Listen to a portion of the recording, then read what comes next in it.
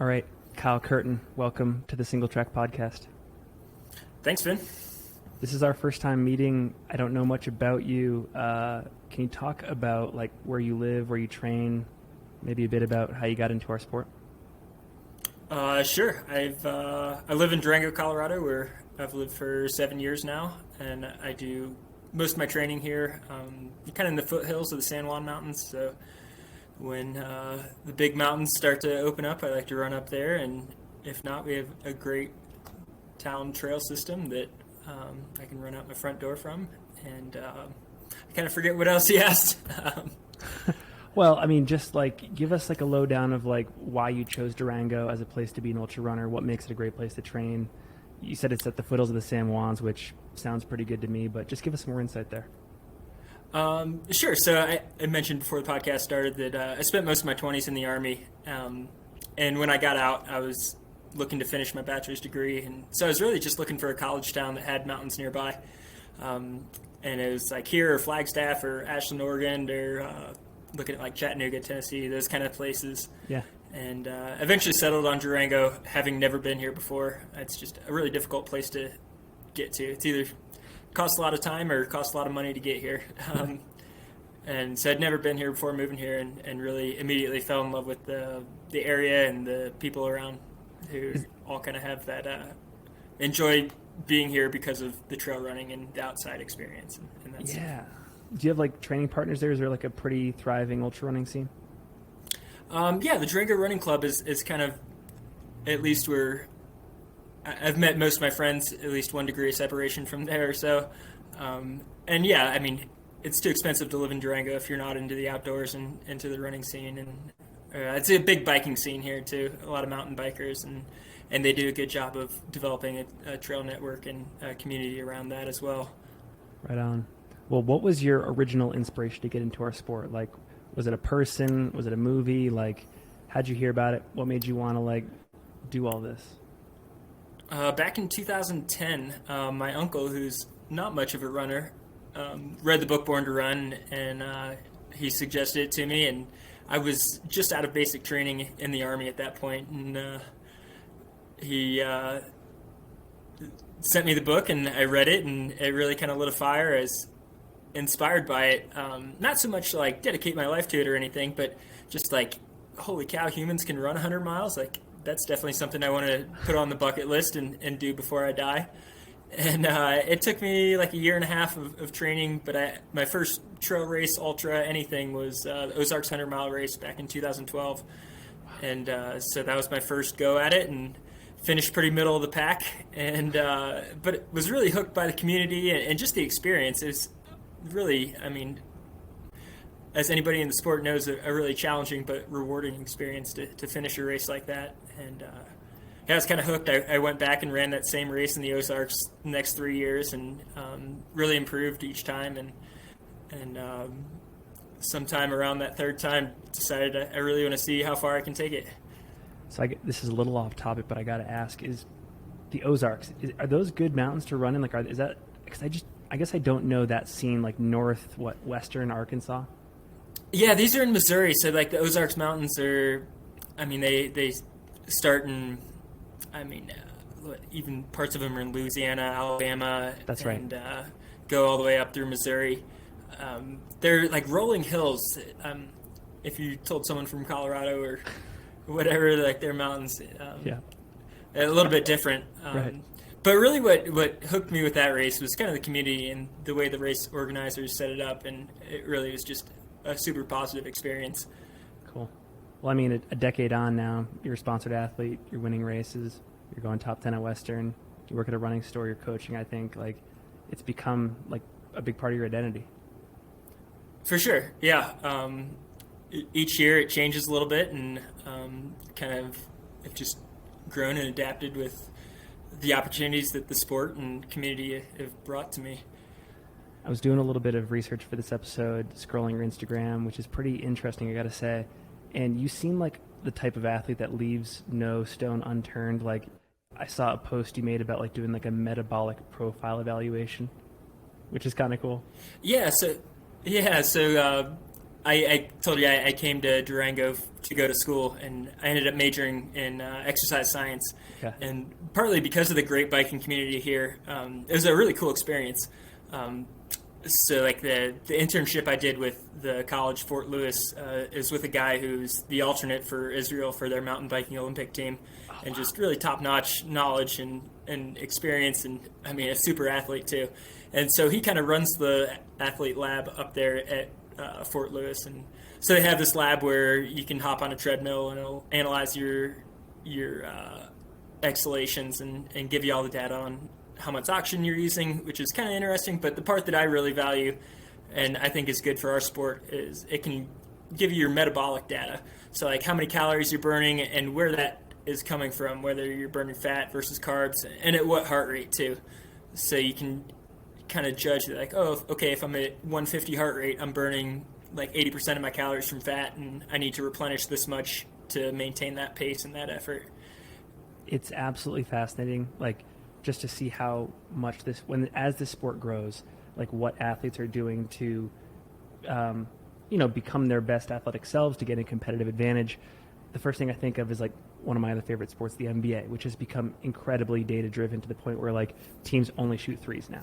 And I'm just curious, like with this example of like metabolic profile evaluations, like is this one of the stepping stones for athletes to, like I said, leave no stone unturned and really approach training and fitness and lifestyle from like a data standpoint? It's just, I'm not sure where I'm going with that, but it's just very interesting to me. It is, and I'm not sure that's like the end all be all to like get better in the sport. Right. I know there are a lot of top guys who are doing it. Yeah, and I mean the sport, as you know, like just encompasses your whole life. It really, yeah, it does. Like it matters how well you sleep and how heat adapted you are, and like what your diet is, and all that stuff comes into play. So it's not just about like maxing out some test on a treadmill or something. That's not going to get you on the podium. It's really got to be a good balance of everything you do. It's true, but it is fun to like think like when you're fighting for that last 1, 2, 3% of performance, like what lengths you go to like discover more about your body and what the most efficient way to train and stuff like that. Anyways, I love that, and we'll have to do a future episode on stuff like that. But one thing I want to ask you before we get into Western States, you did come on my radar actually a couple years back with, I think it was an unsupported FKT on the Tahoe Rim Trail, and then you did Tour de Géant last year. I think you were in the top 10. I love talking to folks like you that are like investing themselves in this long trail stuff. Is that what ultimately appeals to you? Like, do you want to like keep doubling and tripling down on that and doing stuff like the AT and the PCT as well? Yeah, I don't know about those specifically, but definitely that longer stuff that really pushes the limits. I know when I first got into 200 milers was a few years ago at Tahoe, and I had done a few 100 milers before, and I remember the previous year I ran the Bear, and I remember like thinking at the start line, like I'm not scared of this distance anymore. I feel pretty comfortable. Like I know I'm going to finish this. I know what I have to do. But getting to the line of this 200-mile race at Tahoe the next year, it was like a lot of question marks and a lot of unknowns, and I think that definitely appeals to me of going into that darkness of just not really knowing what to expect and kind of challenging yourself to that next level. One thing I'm curious about with like folks like you and Joe McConaughey and Jeff Garmeyer, all these guys that are trying to make a career in a sense out of these longer distance events, what does recovery look like for you? Like, for example, how long did it take for you to feel like you were 100% again after TRT or Tour de Géant, stuff like that? One, it's a terrible career if you're trying to make it a career. But they're a little different. After Tahoe Rim Trail, that was, I think, 41 hours for me for like the 171 miles. Yeah. And so that was just one night of not sleeping. And I don't think it was that bad. I think I was able to run that next week and felt all right, and was kind of back to training within a week or two. Tour de Géant was a whole nother animal. That's like a 230-mile race, and that's not the crazy part. I really do think there's close to 90,000 feet of gain on that loop. Yeah. And it's just outrageous. There's no easy part of that race. It's just relentless ups and downs the whole way. And that took me like 3.5 days or so to finish that one. And I think that I just went a whole lot deeper there. It felt like I was messed up for, I mean, months afterwards. I didn't run for, at least not training wise, run for like a month or so, and then it was kind of ski season in Colorado, so running took a backseat anyway. And it wasn't. I don't think I broke 50 miles a week. That was in September. The race was, and I don't think I hit 50 miles a week until like March or April. It was just a long time of just recovering, I guess. No, I feel that. Well, it's it's one of the many frontiers of our sport, and like I have a co-host, Brett Hornick, who's a coach in the sport, and he calls the entire preparation for it like a bunch of black voodoo magic. So, anyways, let's talk about Western States. You had a great race last year. Like you were top 10. I think you got 8th. And I'm curious, like, just now that you're a veteran of the race, what lessons are you taking from that experience that you've applied to your training this year? I was 8th for a minute, and then Hayden Hawks got requalified again. So I ended up finishing 9th. He had like a moment there at the river where I think they disqualified him, and then he never should have been disqualified. Gotcha. So yeah, I ended up 9th last year. I don't know. It's like such a I don't feel like I'm an expert or anything at the race. You know, I've ran it once, and it was an incredibly hot year last year. I think Auburn got to 102, and I heard some crazy numbers about how hot the canyon was. And the 10-day forecast just came out, so it's only supposed to be 90 in Auburn this year, so somewhere in like the 10 to 12 degrees cooler this year. But I think I, in a lot of ways, lucked out last year as I got in off the lottery and off the wait list too. So I was, I wasn't up there when they're making the announcements for runners to watch, or didn't make I Run Far's list or anything like that. So I felt like I had nothing to prove last year.